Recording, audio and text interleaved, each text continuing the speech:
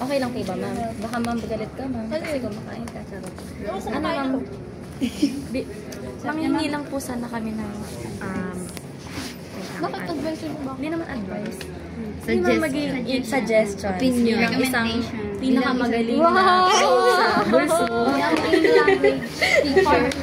Ito yung evaluation form ko dito. Ayun nga, nag-ano dito ka lang. Hindi yun. Hindi mo makikitaan yun. Ano ba yun? Ayun, ma'am. Tatanungin na po namin paano namin ito i-defend yung title po namin.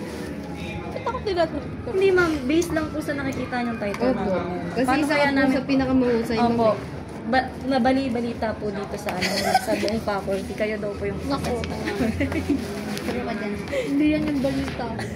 Yun po, ma'am. Paano kaya namin sa i-defend?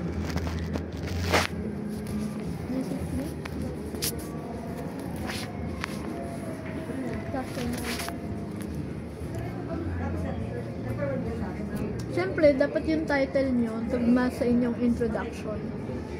Yung introduction nyo tugma sa inyong SOP.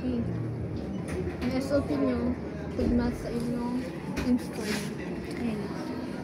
Hindi, ma'am. Paano pag tinanong kami ng panelist, ano po yung magiging outcome namin dito based sa Anong title outcome namin? nyo? Hindi, ma'am.